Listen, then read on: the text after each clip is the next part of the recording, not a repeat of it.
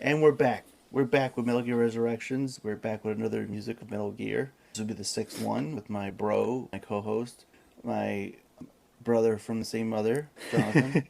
Hello. So we're gonna kind of pick up where we left off on the last one. It was like going from Ground Zeroes to Phantom Pain. So now we're fully in Phantom Pain mode. So we have our eye patches and have our left arms surgically removed and replaced with cybernetic stasis. I mean, that's how you have to do it. And with, the healthcare system in the United States, it costs a pretty penny to do this show. So you're welcome. So, let's see, we're going to jump into it, and we're in the hospital, Yes. of all places, which is, understandable after learning from Ground Zeroes that, like, Big Boss is in a coma. Yes. And it's Kaz sees, like, what about him? And then it's the player, us. So, like, whoa, what's happening there? And we see the doctor, and I think it ends there. I don't think it says anything else. No. For Ground Zeroes, I believe. No. Because they wanted to leave the jury. Yes. For you. So we go to Ground Zero. We go to Phantom Pain. Mm-hmm.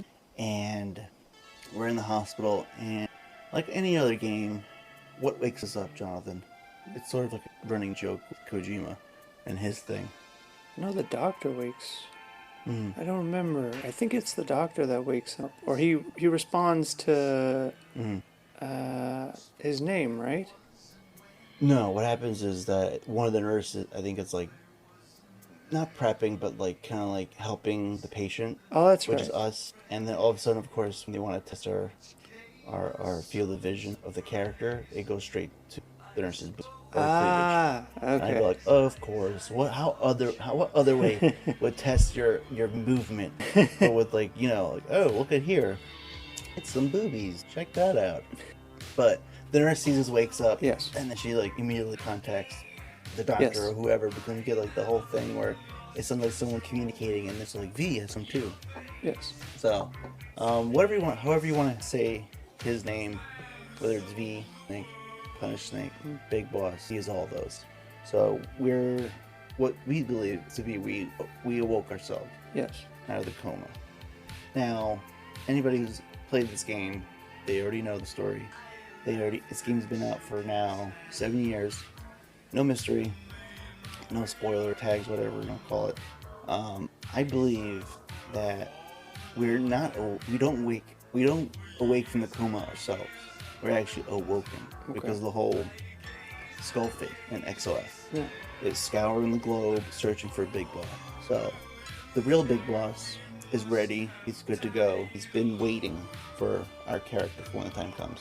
And so they decide to, like, this is the time now to start the program of V, and to get him waking up and get him going. And this is like, from the beginning, we see what we're shown, and so it's not the whole truth, just half truths. Yes. And so we see that the doctor tells us the bad news. The bad news that it's been 9 years. You've been in a coma. Your left arm is gone. You have a shit ton of shrapnel and bone fragments. The people who were part of the explosion. And obviously, anybody would freak out. Yeah. And pass out or have to be subdued. Yes. But we're kind of like given a crash course. Like, this is your world, this is your life. And I don't know, from what I'm trying to like remember and when I play the game, it seems like when we see the beginning, it's sort of like still probably a drug haze where it's like it's very disorienting, very confusing. We're kind of told like, oh, we have to change our face because people are after are gonna kill us and make Big Boss look like someone else. Yeah. And now we know, which I don't know if you want to say it now or say it later. It doesn't really matter. Should we just compare the beginning and the end? Yeah. Let's say it now because it's fresh in our minds. Yeah. Yeah. So it's like we were told we have to change our appearance. Not the case. What happened was that our appearance was already changed, and in fact, the surgery's already been done because people are after Big Boss, and thanks to Zero, he created a mental copy to sort of like give the real Big Boss time and a way to escape as well. It's sort of like his last gift to John.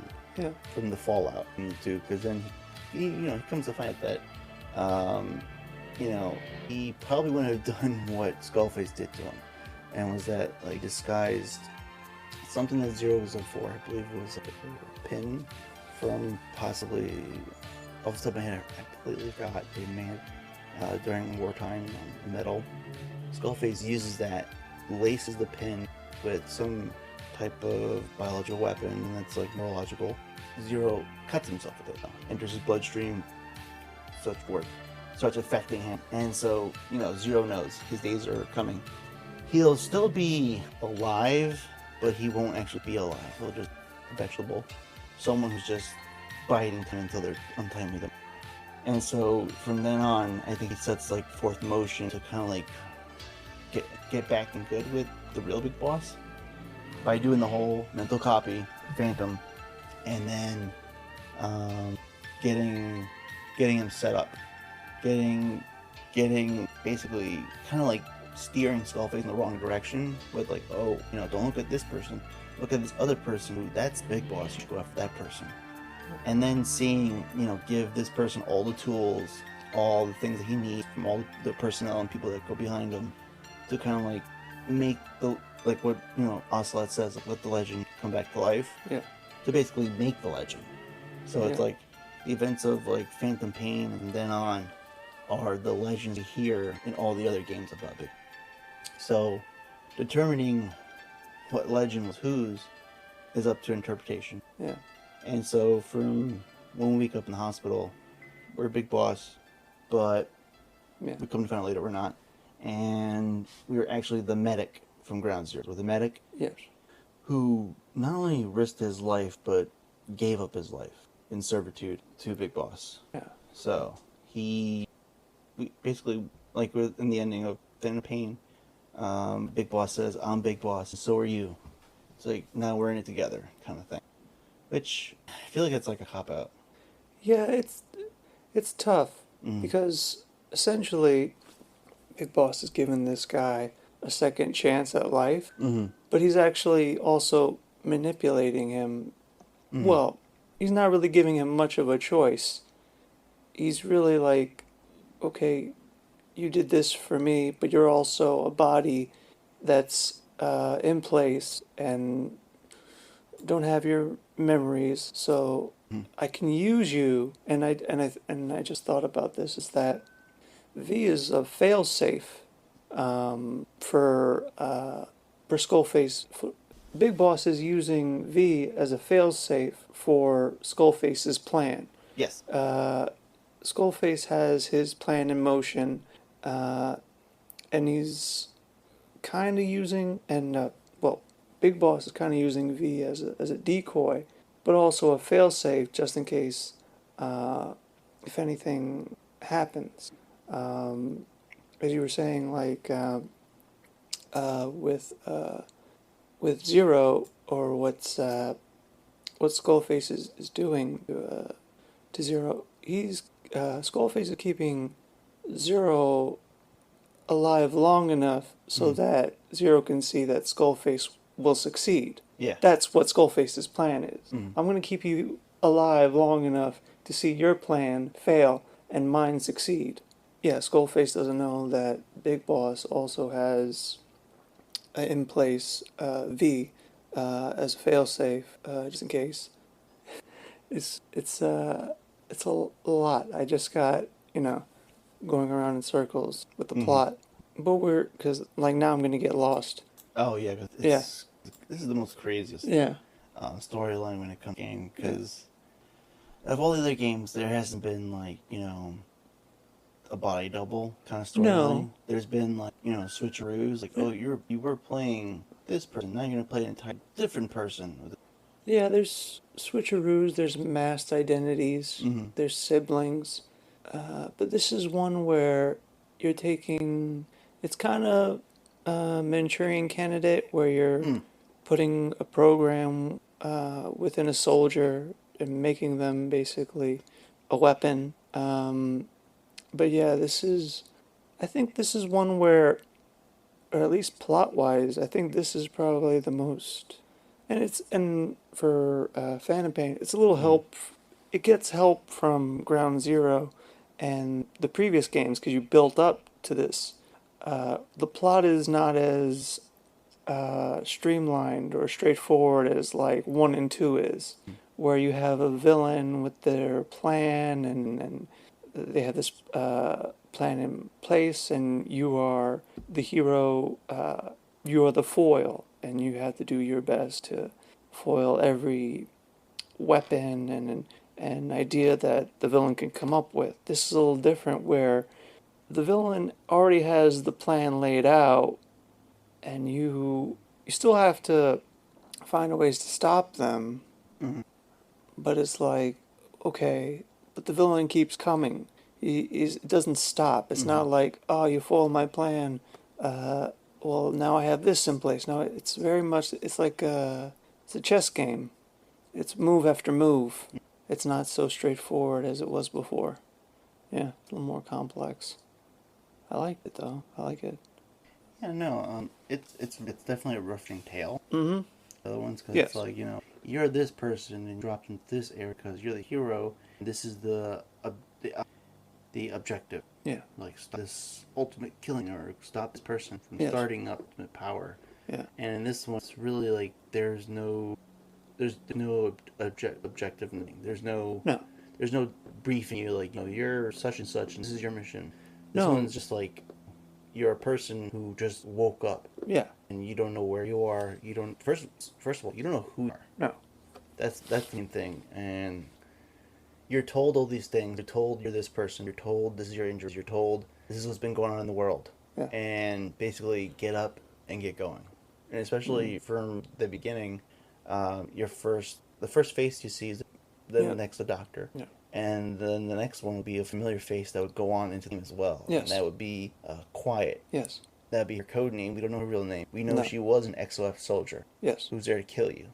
Who, I don't know, if I was you, like, if anybody's like attacking someone behind, especially in a hospital room, I think I would notice someone dying quickly before you get to the doctor. Yeah, but I thought about that, where Mm-hmm. how it happens very like, it almost seems from V's point of view very casual, but at the same time you're also drugged up. So I don't like, Yeah. there might be a delay in reaction. You don't even know what's going on. You just woke up. And also, this game goes along with like elements in three. Although three seems more kind of like, especially with the setting, Mm-hmm. it seems more mystical in nature. This one has like, and we're gonna talk about how like it has like supernatural elements and a horror element. And supernatural in that you have these, and not just Quiet. You have other characters that come in that are like these elemental but like superhuman abilities, and they just come out of nowhere, and Mm-hmm. you're just in this. You as the main character are just in a daze and seeing all this happen, uh, and everything happening at once. It's very chaotic, so you don't even know, what is this reality? And you have all these introduction to these super beings. So it's a lot at once. But Mm-hmm. oh, what I was saying is like, as far as like reactions as a character, that Mm-hmm. you're essentially you're reborn into this world, Mm-hmm. and you see like violence and fantastical things that are happening. So you can kind of like, you can sort of kind of go with it, that like the character doesn't is not like in shock or in awe. Mm-hmm. Um, it's not a very much everyman, or like it's not like in a horror movie they'll have like usually it's they play as like a comic relief, where the character sort of mentions the ridiculousness of what's happening. You don't necessarily have that. I mean, you do in some Metal Gear games, but for this character, you're very much experiencing what they're experiencing. You're taking in Mm-hmm. whatever they're taking in. Yeah, so I sort of like, I can let it slide that this characters, like seeing all this violent stuff and everything, and it's not very much like horrified, like, oh my god, what the fuck is happening? Kind of, reaction. I can, yeah, yeah. I could forgive, like, the character for being sort of like, I guess, non-reactionary. Yeah, and I think like especially with I think when the doctor like is getting strangled himself, Yeah. and I feel like before that happens, tries to like warn him, but he can't talk because he does sound like he's trying to make vocal sounds, Yes. but it's very graveled and very sounds like a dry throat. But what I imagine he possibly may have had tubes down his throat, Yeah. or whatnot, and that probably made him hoarse. Yeah. But from that, from after the doctor being attacked, we and then her eyes are on us, and he's like basically on the ground, no weapons. Mm-hmm. Just as she finds the doctor's gun, which is like a like pistol, and just as like we see the aimed at us, all of a sudden this half naked man in hospital garment, heavily bandaged his face, all of a sudden like just jumps on her back. Yeah. And starts to attack her. Yeah. And she's pretty quick to get him off her back, and he's also like really resourceful. He's just throwing a shit ton of stuff at her, like in his hands. I don't remember what else, but the main thing I think was hydrogen peroxide bottles. Yes. Which were the glass bottles, not the plastic bottles that we had. So there's like from the time. Yeah. Probably also like being like hospital grade, I imagine. Yeah. Possibly. I'm not sure.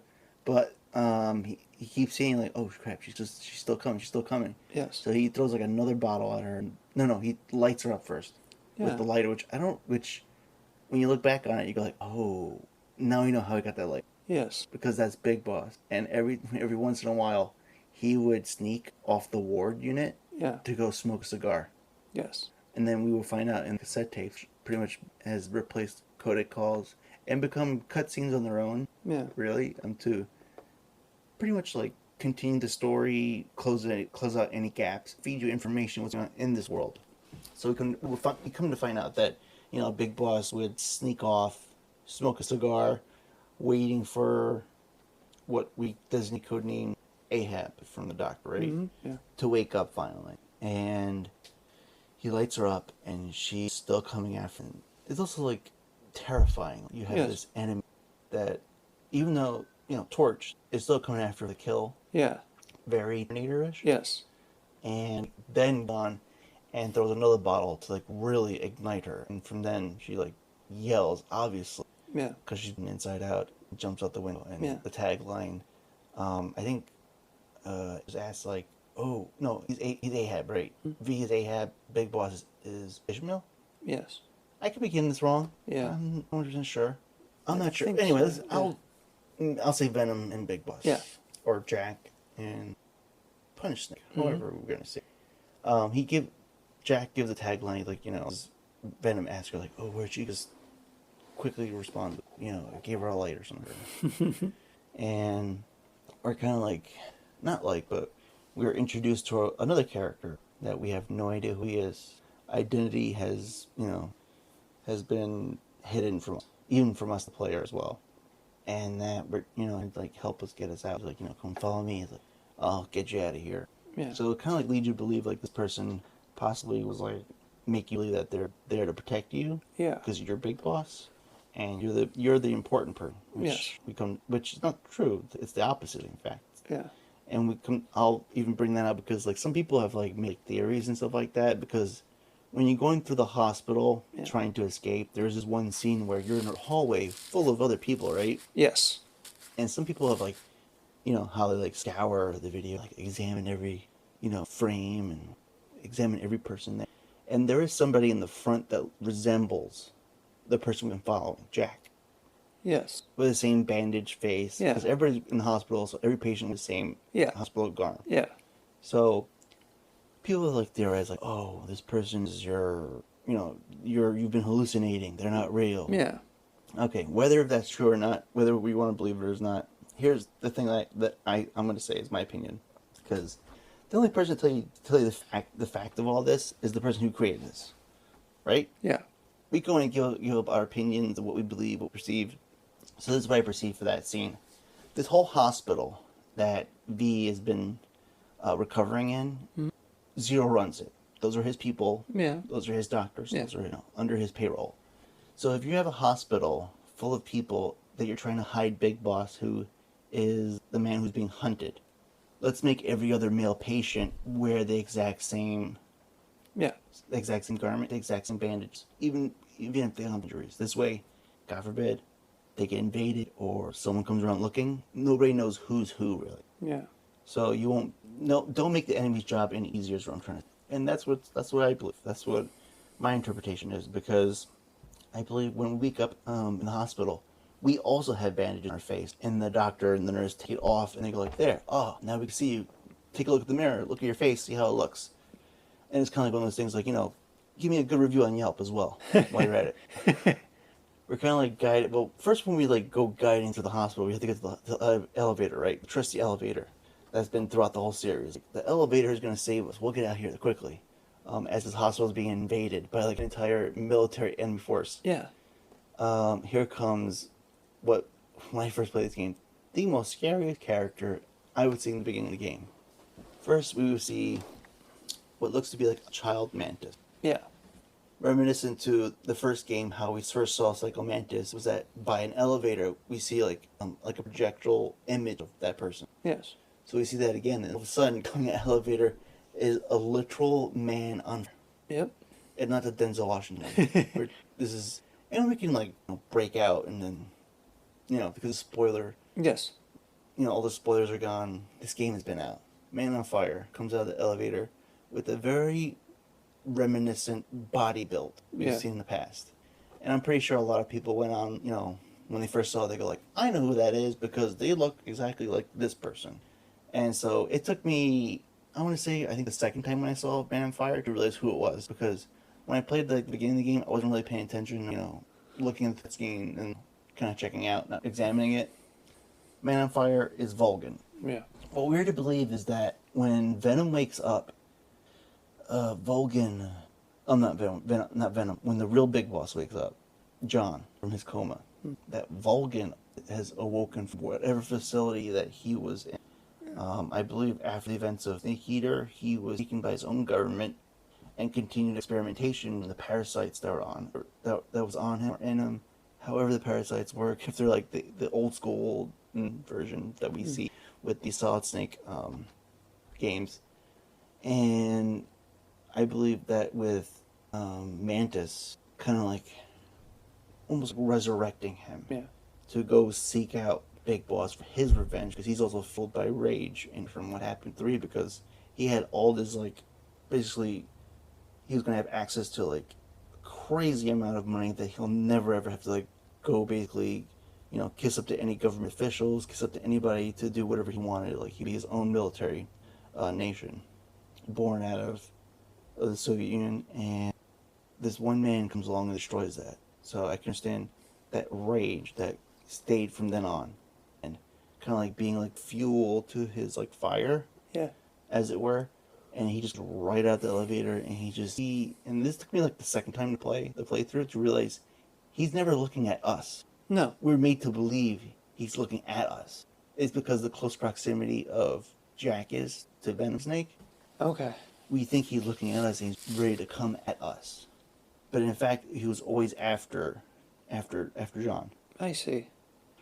And when you play the game, you also realize that too, because there is a side mission where you have to recover the Man on Fire's body. Yeah. From one of the camps from the Afghanistan map, and when you recover his body, he actually does awake to strangle you, to kill you. Yeah. But when he sees your face, he realizes you're not the person he thought you were. When he actually sees face to face. I see. Because every time we come to see the Man on Fire, he never sees us up close and personal. Yeah. It's always kind of a little bit afar, and sometimes even in darkened rooms. So he comes out of the elevator, and in comes a mixture of Michael Myers and the Terminator, just coming towards you, coming down the hallway. And luckily, since he's on fire and we're in a hospital, the sprinklers go off. Yeah. He deserves the mystery. But from the time we always see him, the music that they play for him, which we're going to listen to, is absolutely terrifying. Yeah. So let's take a listen to that first. And that one is Burning Escape. Burning Escape from the soundtrack. Yeah, from that song itself, it's terrifying Yeah. to come across this character. Yeah. I mean, after you play the game, you go like, ha ha ha, you can't scare me. I know how to beat you. It's very... Because at first, yeah, we were talking about it before, and that... And you said it a little bit earlier that, you know, these characters or this being in the hospital is very T2, and it's also Halloween 2, the original. The non-John Carpenter. Because I don't believe he directed the second one. He did not. Did you write it? He may have it may have been like a story. Yes, I think he did. Like right, he did not direct producing. it. For some reason, yeah. Even though he didn't direct it, for me, that is his 1 and 2. Even though he didn't direct 2, it's kind of like with. It's kind of like with. What's his name? With the Superman 2. Richard Donner. Yeah. Even though they took Richard Donner off, there's bits and pieces of the non-Richard Donner. Even though they basically took the film away from him, there's still bits and pieces of Richard Donner's film. Yeah. In 2. Because they did like a re-release Donner cut. Yes. That'd be better. Yeah. But yeah, just from like if you listen to the beginning of the theme, where it's very, and it has elements of like synth score, where it's very atmospheric, and yeah, I was talking about how in this game the element of horror is introduced, or I see it as being introduced into the series. There's scary moments in previous games, but this is, the score itself, especially with the sharp, like violent pitch sounds, it's very, it's not, it is, yeah, it is slasher, esque, and it's also, but it also fits perfectly with Vulcan, and sort of, you could kind of hear like this, with the high pitch sounds, it's very like, it fits the mood with that character being angry and sort of like vengeful. So the theme very much is very fitting of the character and the introduction. It fits with the scene of the character being introduced and just just storming through the hospital. And and I wanted to mention just a little bit about it is. When Quiet gets introduced, it is kind of like you don't see it as like the calm before the storm, because she's actually very violent. So it's very abrupt, and a lot of things are happening. But after she's gone, then you have the raining of bullets, like people getting mowed down, and then you have these characters introduced, destroying the hospital and trying to kill Big Boss and V. So she very much like sets the tone of what's about to happen, which is like complete destruction, just chaos. But yeah, for me this theme is of note because reintroducing 2 characters with Vulcan and Mantis, and you're also introducing a horror element into the game and into the series. Yeah, because it also doesn't help because the setting also makes it more sort of like a horror. Yes. Because of the hospital setting, we associate in horror films a lot of hospital scenes. Yeah. In a lot of horror films. Or even like in movies where it's border horror, action, or horror sci-fi, it always involves a hospital scene because the hospital is like almost vulnerable when we're not, we go there because we're not feeling a little sick or possibly dying or in need of some type of like emergency care. So that's like at our most vulnerable. where Yes. we are there and seeking the help of other people, other people with, their background in medicine to help us that we cannot do for ourselves. Yes. So if when you add the mixture of like a place of like where we are vulnerable, a place where people be born, people Yes. come to die, and in comes this element of like a walking, basically a walking man on fire. Like he's a man who the ability of fire to use weaponry, Yeah. and without any care or like any concern for anyone, even for what we believe that he working with XOF, even he attacks and kills men on the same side of his, because he's only on one side, and that's for his thirst for revenge. So Yeah. when you mix all that together, it's very horror. It's Yes. slasher, and it's basically we're in a place where we are at our weakest, which Yeah. is true. Even the game, we are at our weakest because V is stumbling around. He can barely stand up. He can barely be on his own, upright at his own, at his own strength. So he needs like a wall or trying to grab anything possible to prop himself up. Yeah. And come across like an unstoppable king Yeah. that's coming after us. We don't know why, and it's like you probably like when you see that you probably hear like Kyle Reese, where it's like Terminator, like it can't be reason, like it only wants to kill. You can't stop it. Yeah. And then in comes like possibly like one way to stop him is water. Makes Yeah. sense. Fire, Yeah. water take the fire. Mm-hmm. But that's not the only time we see him. We see him like in the lobby again. And here he goes. Here comes where no care or any concern for the soldiers that are supposed to be hunted as well with them. He just kills everybody else like in the same room with us. Kind of like we're only like given like regular pistol, and it's like a man who like took probably like thousands of bullets into his body when they try to like take him down. Didn't work. And I feel like something else came through, like I think with a tank. I believe it was a tank as well. I think there was. And even the tank didn't stop him. Nope. And then it's like, oh shit, like how do we get out of here? We escape.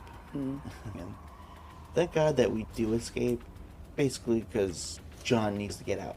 Yeah. Himself and Venom needs to get out of there and get set up on the mission. And we are reintroduced to who I believe is the main character of this entire series, and that's Ocelot. You see him as the main character? I think so, because he's in every iteration of the Solid series, I should say. Other than Peace Walker, and I don't know how people are when it comes to like when it comes to portable ops. He's pretty much in all like the main centric games for each of the platforms that they're in. Yeah. And it seems to be like he's always working behind the scenes. He's always scheming his own plans. We don't know entirely who he's working with until we get the actual of the story. Then we find out, like, oh, he's working for this person. In the first one, think like, oh, he's Foxhound member. Liquid Snake is his boss. That's what he works for. Yeah. We come to find out at the end who's actually working for George Sears, the president of the time, who's also Solid Snake, the third clone of Liquid and Solid. With each game that we keep, there becomes like this new layer of mystery that comes attached to it. Like we see in the first one, seasoned veteran. Yes. We kind of see like the outcome of all that. We come to the third one and see him at the beginning, where he kind of like is kind of finding his ways, and we don't know what his deal is. It seems like he's changed the entire game. Yeah. Come to find out that why he's changed the entire game, it's because he was the other agent supposed to rendezvous with. That's He was right. Adam. He was the person that we were supposed to always have come in contact with. Didn't get a chance around to do that because Eva got to us first, and she has her own agenda. She's her own double agent for an entirely different other nation. That's right. And then we in 4, where Ocelot becomes Liquid Ocelot. He two people in one. The both psyches battling in for dominance. We're to believe that this man is being attacked, and we come to find out it's all a lie. He made it seem that way so people would think like off his route he's just hell-bent on pure destruction, like pure tyrannical destruction. And we come to V, and it's kind of like not the beginning of all, but possibly the beginning of Revolver, because we never get to see Revolver Ocelot, in his prime. No. We only saw him like at the end or in the beginning. That was pretty much it, right? So we kind of like see like we see all these personas they put on, and we're seeing the one that we do like, and that's Revolver Ocelot, and Yeah. he's like entire like get up of like Western themed as Venom Snake. We don't know who he is, so he kind of No. like has to yell at us, like Yeah. tell us like on our side, Yeah. and to trust him and hop on. We're being chased by the Man on Fire Yeah. again, with his own like sort of out of hell unicorn. Yeah. And but before that, we get like a quick hospital because I'm sorry, we're basically running away from the hospital in Yes. an ambulance because John's cured an Yes. escape vehicle. And basically, we're outrunning the Man on Fire. We're trying to, and he uses anything impossible, fire trucks, vehicles, and I think it's just like a giant boulder may have hit the vehicle. Yeah. I'm not 100% sure, but we finally get caught up.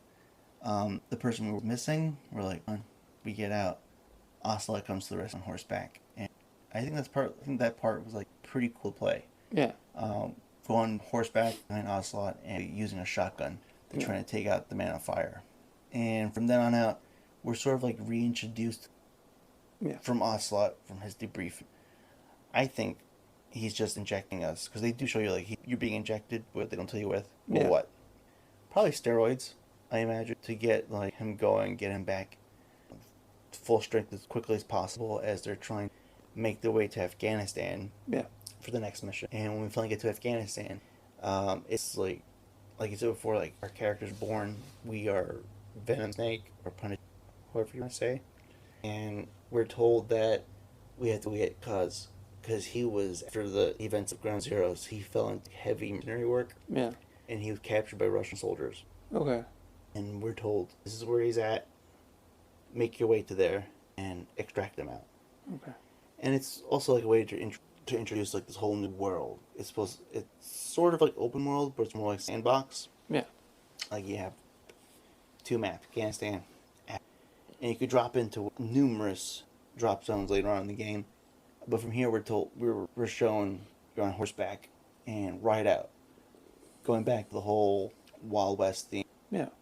Ocelot tells you in full like bravado, telling you to go out there, because he'll tell you because you're like kind of unsure, like it's been a while. I've been in a coma. I don't know. Can I really do it? And he kind of like props you up and goes like, you're a legend there. Yeah. To soldier. Now bring it back. Just like then it comes like every time the cinema scenes or her game, we see Ocelot just raising his hand out. He's like, now go. Yeah. Let the legend come back. And it's like, yeah, whip that horse and like ride out into Afghanistan. And this game is the most fluid, the most mechanically sounded game to date and possibly ever, because we don't know if Konami's ever going to come back with another game. It's kind of like that thing. It's like, I want to say similar, but yeah, similar to what happened with Star Wars. Yeah. I believe after the prequels, probably George Lucas was like, fuck this, I'm done. Sells the property, but it was a while. It wasn't like immediately a movie after the third one. It was a while, I believe. Yeah. Before we got the whole J.J. Abrams. So similar to like that, probably not sure, like, they're probably not sure what I say. When I say they, I mean Konami. They're probably not sure, like, who can we give this property to that can make a really good game at an affordable cost. Yeah. Not a long list. No. So I don't know if there's going to be any other titles after this. There may. That'd be great. But from here on out, this is the best as it's going to get. Yeah. For gameplay. Yeah, it does. Maybe not for story. The way the game is structured, it's not very story centric. Okay. Like you definitely see like through all like the cuts, like there's a lot of like story there. Yeah. But during the game, there's not a lot to go on. I see. You see like all those big chunks of like cinema scenes, and then there's a lot of cassette tapes, and then there's like side missions, like fill in the gaps of anything there to get you going. Yeah. To get you like playing the game. Then not a lot of them are like really story centric. Some are. There are some side missions where you have to play it to continue the story. Okay. But since we're in the beginning of the game, we have to go because everybody's played this game. So we're just probably gonna like blaze through. Yeah. So we finally get to Kaz, and is not who we last saw in Peace No. Walker. He's pretty much a shell. Yeah. He's battered, he's been tortured, missing limbs. Mm-hmm. And I want to say it's like the most saddest thing I've ever seen. For what you can do to one person, and then to like chop them up. Yeah. And sort of like a slab of meat. And we finally get to him. He starts to, kind of like pick up. I'm trying to say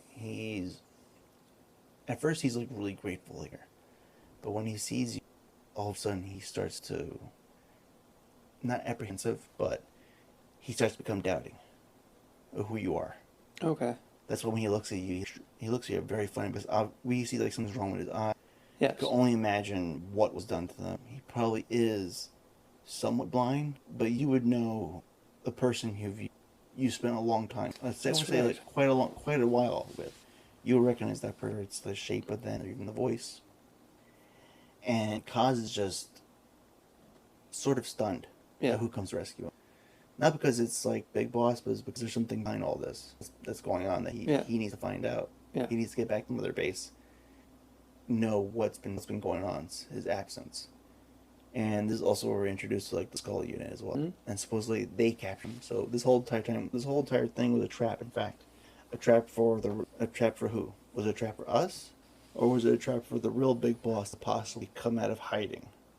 That's what this whole thing, it's like, when you play through this game, especially when you finish it, you kind of go through this whole, well, was this really meant for me?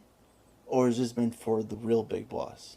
To see if he would come out, or where he's from, to get captured and possibly. True. So we go through all that, and we return back to what is the new Mother Base. To sort of like, and I'm probably thinking like, during the whole helicopter ride, Kaz is just probably thinking, what happened while I've been away. Yeah. Where is this new organization from? Diamond Dogs. He actually started up Diamond Dogs. That was the mercenary group that he was running with when MSF was destroyed. And I think he wants to find out like what's the real story behind all this. Yeah. Which we do find out in the tapes that we don't know when he knows about this. He does come to find out that the person that rescued him, not the real Big Boss. He does come to find out that there's been a whole plan working behind the scenes with Zero, sort of like me up with John for the last time to go against Skullface. And after finding out that he's basically been left in the dust after what happened with Peace Walker, I'm pretty sure that played to a factor, going behind Big Boss's back, taking the money, Zero to continue funding the organization, MSF. Probably did play a factor into John trusting him, and probably also made him say, like, be with my double. In his eyes, probably me just scraps. And that's probably where it comes the heartbreaker Kaz, where he was tortured, he pretty much like almost gave up his life to the man. And this is the way he's treated. He cannot be told by the real man, the real Big Boss, what's the plan? This is you're gonna be doing for me. You're gonna, expand on my legend. And that then in the tapes we hear Kaz pretty much saying, fuck you John, fuck you real Big Boss. I'm gonna train not only the Phantom, and I think he says sons. He does say, I'm gonna train sons to send him.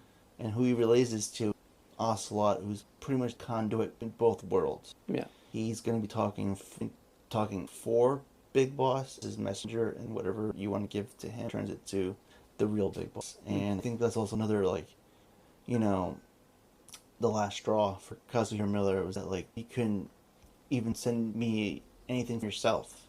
I have to go through a mediary to even communicate with about the plans. And that probably when he decided, like, I'm against him. When I see him out there in the battlefield, he's my enemy. And it's a complete different turnaround from Walker. And Peace Walker, he's very optimistic. He's very, I don't want to say cheerful. He's very, looking towards the future. Yeah. Hence the sunglasses. He's too bright. Yeah. Right? And in this one, he uses it as like a mask. Yeah. For what's been done to him. And even with the loss of his limbs, there's no limitations to him. He's still the threat he's always been. So when we see when Venom brings the children Yeah. later on in the game, he literally dismantles one of the child soldiers without his, with one arm. Yeah. Even then, he doesn't have. He only has. I'm trying to think. Like, I don't think. I'm No. trying to remember because, like, I I know he has know a Venom crutch. has it. He I has don't it think he for his has. left arm, and I know for Kaz, I'm gonna say not even for his leg. He's missing a leg and an arm. I don't think he has a prosthetic for either of them to remember because even with like the drawing designs, Metal Gear Solid 1, we see Master Miller, and he probably from what we see, you see the missing limb, missing arm, and probably by then he does have a prosthetic leg. So even at like what's supposed to be at his weakest, he Yeah. is equipped to take care of himself. He is. He's also because there's a point he talked about where he meets the kid soldiers and Mm. he does dismantle one of the. He takes the weapon from the kid and dismantles the firearm. Mm. But there's also a moment where the kid bumps into him and he falls over, Yeah. and you can see that he's in pain Mm-hmm. when he falls over, and yeah, you kind of wonder, especially with Kaz, because he at least there's some type of vanity to the character, Mm-hmm. so it almost seems like he's not only physically hurt, he's also like emotionally hurt, like he's Mm-hmm. humbled, kind of. You see it when when he falls down. He seems very in pain and vulnerable in Mm-hmm. that moment. And so, yeah, he's kind of like, and he's very much, because I was just thinking about it, because I did see Top Gun Maverick. Oh yeah. Uh, Kaz is very much like Iceman, and Mm-hmm. he's very much like Iceman in that movie, being that, and spoiler for Top Gun Maverick, but for Iceman, I remember because I saw the movie a couple months ago. Die again? No, Oh, well, that was good. no, Iceman. Remember? Spoilers. Iceman does die. I believe the Oh, character. the new one. They write in because of in real life Val Kilmer had throat cancer, or he Yeah. still has cancer, but they wrote in for the character. Essentially, the reason, because they do have him in the movie. Mm-hmm. I believe you do hear Val Kilmer's actual voice, and they also play with it. I guess modularly, or they just play with it sound wise with his voice. So you do hear Val Kilmer's actual voice in the movie, Mm-hmm. but they also play with it with the special effects. But yeah, you see that this character that was like this young stud is Oh now yeah. it just happens in life over time, whether it's age or just just in nature, diseases, it breaks you down eventually. So with Kaz is very like Iceman in that he gets broken down, not necessarily in nature, just because of war, Mm. because of enemies. Um, yeah, I didn't. And now that I think about it, like it's very yeah. He is a tragic character in that he's like a commander. He's in charge, and then in this game he has that. He's in charge of a base, Mm. but really, he's it's more of a demotion. Yeah. It's all for the sake of Big Boss, a guy that uh, didn't even look for him. Well, looked for him, but like didn't even wasn't he didn't meet you meet V meets Big Boss. I Yeah. mean V meets Kaz. Big Boss doesn't go to meet Kaz. Mm. He sends someone else to get him. So it is very kind of like Kaz does kind of get beaten down Mm-hmm. because of Skullface and Big Boss, because of what they have their war and their plans against each other. He's kind of like he's like caught in the middle, and he's getting it. He gets all the bad things that happen because of those two affects him. He's the one taking all the damage, basically. Yeah. I was gonna say I hear you. I was gonna say like someone from the writers' room, Gun Maverick, must.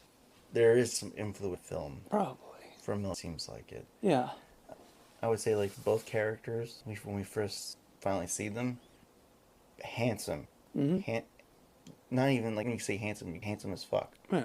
And then we see them later on, and they're almost like shells of them. Yeah. From different reasons, both fictional characters. Yeah. However you want to write them, but for the actor themselves, behind the character of Val Kilmer, probably even more tragic. And I'm gonna say they're I would say like there's probably a theory, my theory at all, like because when we hear about Kaz is captured by the Soviet, or is it Russian? I don't even remember. I could say Russian. I think it's Russian. When he gets captured, tortured, he doesn't know who's his torturer. He doesn't know. That's right. Who did it. Yeah. And from what I believe, and this is probably my theory, probably someone I'm with it too, for obvious reasons. I think who ended Kaz in both ways was Ocelot. Because Ocelot was, kept his cover all this time, worked with, he even said it in Lone Snakes, that he's the Russian military, especially in Afghanistan. So I could imagine that Ocelot, to mask identity, seriously disfigure Kaz. And I think for Metal Gear Solid 1, I don't even think it was Liquid that killed Master Miller. I think for someone to come to Master Miller's home, because at the time, Revolver Ocelot would be a key member of Foxhound. Yeah. And Master Miller would be a former retired commanding officer in Foxhound.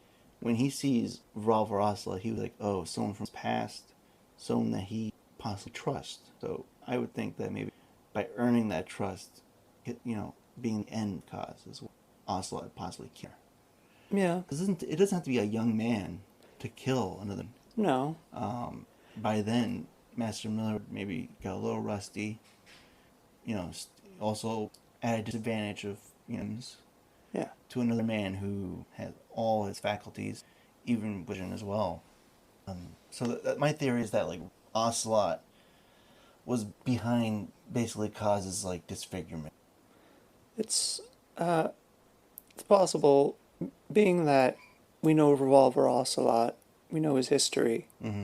It also, I was going to say, because in this game, you do have a lot of scenes where Kaz and Revolver are in the same place. They're in the interrogation room. So they're always around each other. Mm-hmm. And so that's that old thing of keep your friends close and your enemies closer. And you also, in this game, especially with the torture scenes, you see that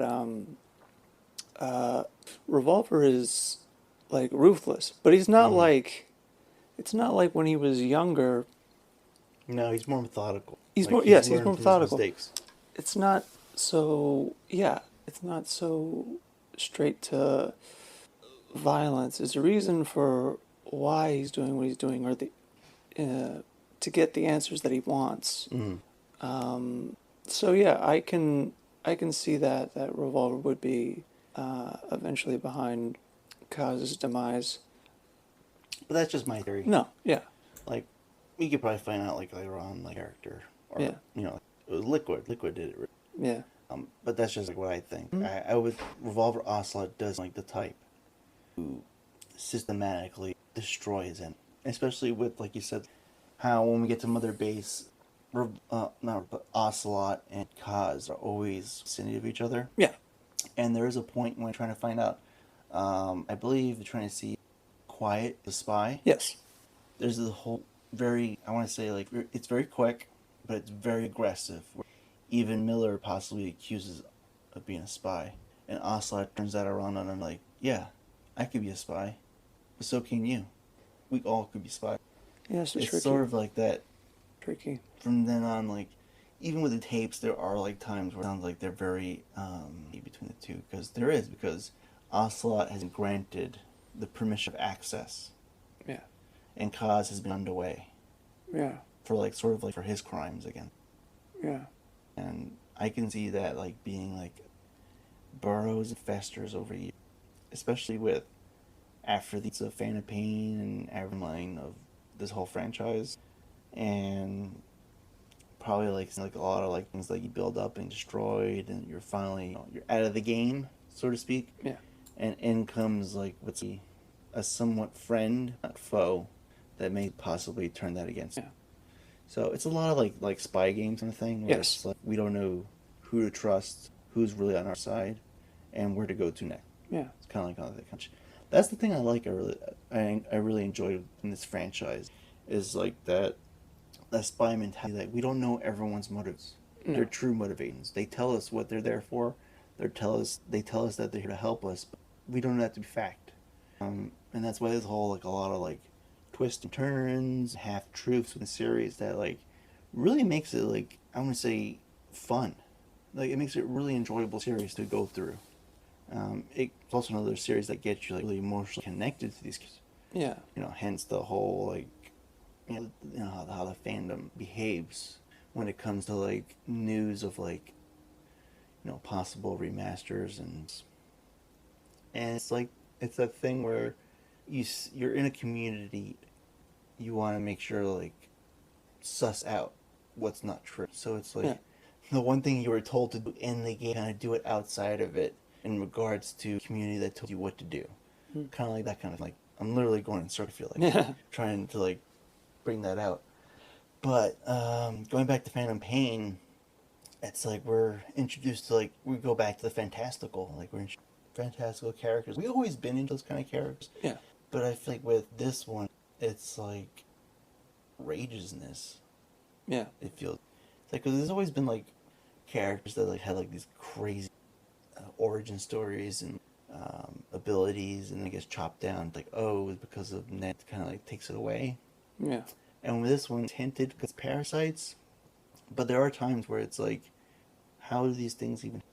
Yeah. In a way, there is good to leave mystery out there, so you don't have to answer a question. No. Like not everything needs. No. Yeah, and for this one, it's like the thing that like probably was kind of burrowing into our minds is like, what is the question mark of this, and probably is the identity of the person we're playing. Yeah. That was probably. It doesn't seem that way, probably especially when you go to the end. But from how I interpret it, it's we know he's the medic. We know it's not a big boss. But what I want to know is what happened to that person. I can't go by that he was only, medic soldier number one. Well, just from like the gameplay and fight scenes, you gotta assume that this character V has maybe similar military training to what Big Boss has experienced, because they have combat skills. Maybe not. I mean, there is some. Well, he also has prosthetics and. Well, what is his arm made out of? Like, is it metal? Like, it is metal. There's metal. Yeah, they have like several arms in the game. And I think it's prosthesis. So he has like prosthetic, but it's also like can be used as a weapon. Mm-hmm. So he has enhancements, military training, maybe not the years of experience Big Boss does, and you can tell that V is not as good as a fighter, I would say, because he does get other characters kind of get the best of him, like Eli White Mamba at one point gets the best of him. We call it kind of catches him off guard. Quiet, although Quiet is also a trained soldier. Going back on like the whole like how this game brings us back. That's cool. I guess the mystery for this game would be like we see her in the beginning. We see her like as an XOF soldier. Yes. Then we see her as elite sniper with abilities to teleport. Yeah. Which I think we're made of. She can teleport, but she can like move how the skulls do. Yes. And I think the mystery, what happened to her between the time, there's like two things to what happened to her. What happened to her between the hospital and her escape into Afghanistan. Yeah. And then what happened to her when she leaves. Because there is a point in the game when she's getting too close, and they're actually getting intel on who she's there. Yes. And the reason why she was there was that she's supposed to be like this Trojan horse. Yeah. The first pod. Yes. And, it seems like Skullface is like MO, the women. Yeah. Behind be used against them. Yeah. And for this one, the reason why she never talked was she was infected with a strain. She Yes. was like kind of like she was like the first. She was the beginning. Yeah. And so that's the reason why she speaks Navajo code talker. Yeah. And when we find out like, what she's really there for, we find out, when the clues start gather up, identity's blown, she does run away. She runs because like what Oslet says, she's fallen in love with the legend. Yeah. So she's starting to fall for Big Boss. Yeah. I'm gonna say, when she leaves, we're given an option to go get her back. There is side missions. I think after they had to update the games and patches to bring her back, but there is an option to bring her back. But we go back to the side missions where we gotta go rescue her. She's been recaptured because she leaves us, been recaptured by the Russian military, and she's been tortured and held. Yeah. We go in to get her, we rescue her, like fight our way out. Skullface knows where we are. And then rescuing her, we get bitten by a snake. Yeah. And, V can't talk because basically dying. And Quiet finally breaks her silence, tells, Pequod, this is the location, this is where, he is. And I think if she were to speak English, then the parasites would start to work, and then they start like in a way and make her basically patient zero, would infect anyone who comes in contact with her, train, and kill. And I don't remember if he was gonna kill. Like, so she leaves you the message, leaves you on a cassette tape why she's quiet, why she spoke, and basically tell us like she was the weapon that we were gonna be using, that she was gonna be used against us. I was trying to figure out, does that mean like when she leaves us? Because I imagine when we see her with their sniper rifle out in the desert, that's probably Venom Snake, remembering her as she was. I don't know if we're to believe that she just goes out to die in her last days. She never comes up any time else after in the series.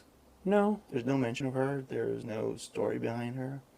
And it's kind of like a one-off thing, and I'm gonna say it's the most interesting because she has like these unique abilities. Yeah. And she was basically, they would call buddy, but like, sidekick to Snake. Yeah.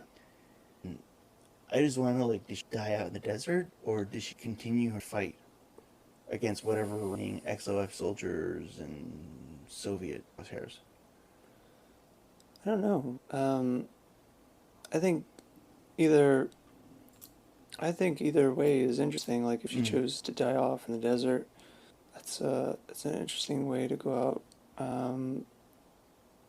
And then if she decides, well, I'll even though I can't speak English, I'll continue to live on and fight off the enemy and until I'm gone, until I'm dead. It's either way. It's kind of like it is like a Shane ending where you don't really know. Mm-hmm. It's not really spelled out for you what exactly happened to them. I wouldn't say weird. It's very mysterious. Her character's very mysterious. Yeah, and I was gonna say her character, and her supernatural abilities, or kind of, kind of like advancements through chemical warfare, military, and then also with Mantis and the Man on Fire. Yeah, they have this. They add this fantastical element, which has always been in the series, and yeah, you can explain it, nanobots and some type of science. You still can't explain how someone can levitate, or, well, I mean, you don't. They don't really go into it much, exactly explaining the science behind how these diseases or injections manipulate or can make the body do these things, or can mutate a body to do these things. They don't really go into that. But it also adding fantastical elements to an espionage story. It works, being that an espionage is always a mystery. It's always something you don't know. There's always you don't know whose side is who on. You don't know who to trust. So having fantastical elements into an espionage story, essentially making uh, like putting like it's basically like putting like wizards or like Jedi's into like the James Bond world. Like it's crazy. It sounds crazy, uh, but when you do that, it kind of I don't know. It's an extra element that is it. I think uh, Kojima he has managed to make that work. And I don't know if there's been other storytellers that have been able to like make that. Because when you think of spy espionage, you think more grounded. You think of like Tom Clancy, things that are based in real life events, but they change things around to make fiction. Uh, so to add some like fantastical elements, uh, spiritual, it's an interesting choice. And I can't think of anybody that's done it successfully, like in like movies or, I mean, you have like, obviously in Star Wars, they play with politics, but not necessarily, and they have like with Boba Fett or The Mandalorian, you have the sort of like, where, but they're not really military or anybody's side. They're kind of like on their own. They kind of choose. Uh, that's more ethical. So it is interesting that, yeah, just that Kojima, I think, has managed to, or successfully managed to, add the element of supernatural and into spy espionage. You know, I don't think you can say that for I mean it's probably been done in fiction, like there's probably authors I don't know that have done it before, but I think like especially uh, to make a supernatural spy thriller video game, that's like it's a big accomplishment. I don't think anyone can say like, oh, I did that too. Like, no, I think Kojima's kind of like he figured it out and ran with it with all these games. But yeah, Quiet. I do like because yeah, she's a cool character, and I do like her like especially how because you see in the game her fighting style and everything. She how she moves very.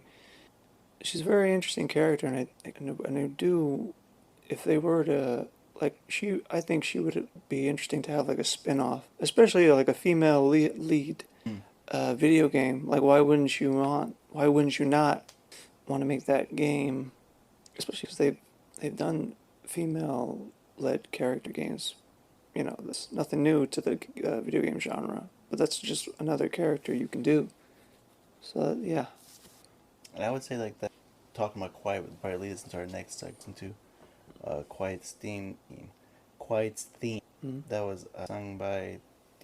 I'm in school of James Lipton. They are only actors.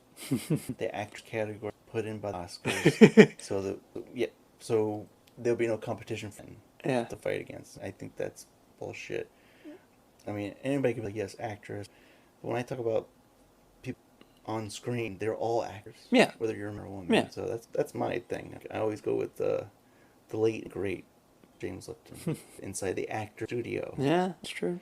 And which is also great to watch on YouTube to watch clip. But let's listen to Quiet's theme, which was sung by the actor Stephanie. I do not know if I'm saying that properly. For Quiet, I want to say she's my favorite character, especially in the game. Obviously not favorite of all time. Yeah. But favorite to have your back in. Oh, absolutely. They could have done without the whole. Well, her boobies being big and. Yeah. I mean, I'm not here to preach or tell people avert your eyes.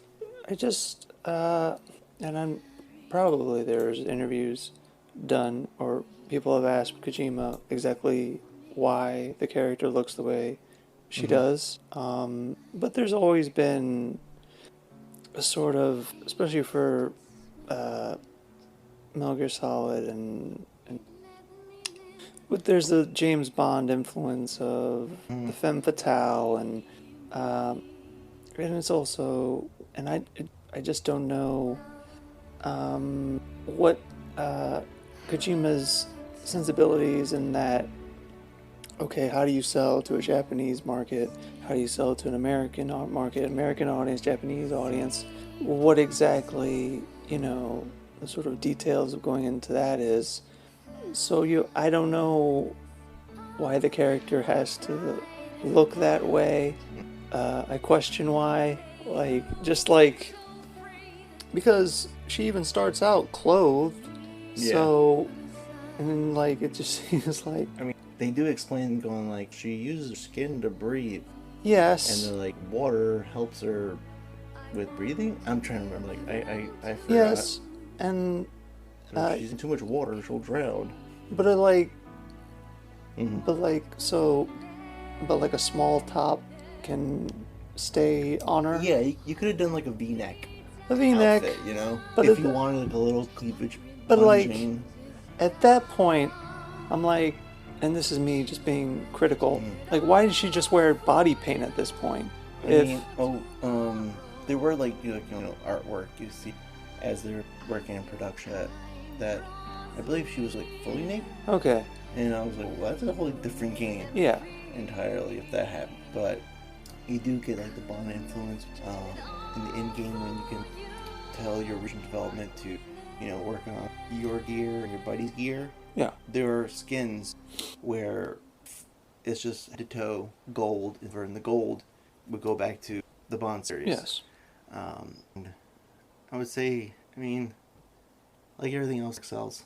Yeah, that's the thing, and you get it because there's the James Bond influence, and has been for years driven to, or more to give in to the male audience, to satisfy the male audience. So in that regard, the influence is there. But yeah, there's, when you're playing the game and just watching the game, it is we as two males can talk about that. There probably is the female gamers out there, especially in the community. Yeah. They might also like Quiet's appearance as well. Yeah. I'm not gonna say everyone's gonna wag their finger and go shame, shame. No. I would take for my example, my wife. Her two favorite characters would be both snipers, and happen to also have the most revealing cleavages in the series. So her favorites are Sniper Wolf and Quiet. So I'm gonna say it doesn't also appeal toward male taste. No. Women might like it as well. No, of course. Everyone might like. Yeah. But like anything else, I guess you wanted something somewhat scantily, a scantily clad warrior to come out field. Yeah. And they do right into the story. She breathes through her skin, so she can on because it would suffocate her. Yeah. But maybe you went a bit too much with it. Maybe there are ways where you have to be out there in bikini. No. Basically. No. But that's neither here nor there. They did what they did, and this is where we come to know for some love. Yeah. And for me, she's my number one go-to when I play the game as my buddy. Even when it's supposed to be canonically, you're not to have her anymore. I do No. sometimes don't bring her with me into the game. I'll pick someone else, like either D Dog or like D Horse or even like the Walker Gear.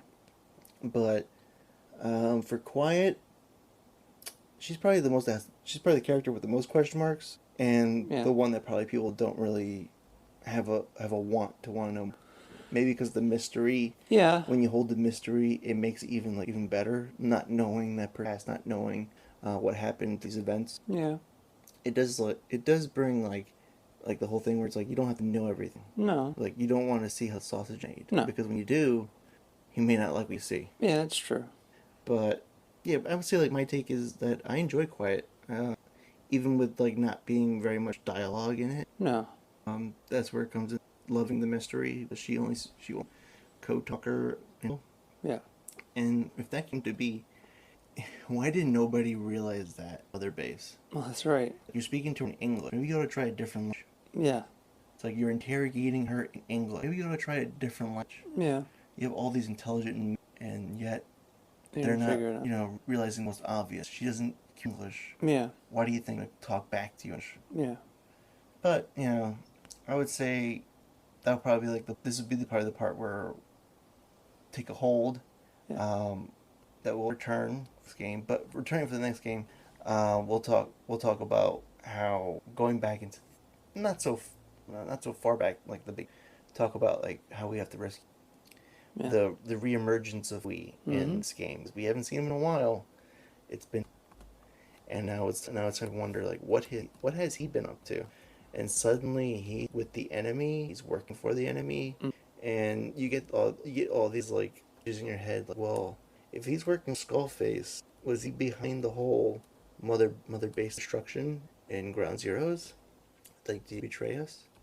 And then here we come with like the half truth. Who can we trust? Who should be trusted? And We'll also talk about like Huey character trans from somewhat you could like to a person that you don't even recognize anymore. No. The tragic tale of strange love that Yeah. follows it. So that will be it for us. We will be back with uh, so we can finish off Metal Gear Solid Pain. I'm your host. I'm joined by my co-host Jonathan, and we'll see you when we see you. Nope, that's not good. Let's try to get a. Let's see. We hope you enjoy this episode. We'll be back with more. This episode's gonna be out in October, so I can only imagine what the next one's gonna be. And yeah, hope you enjoy it. Bye. Bye.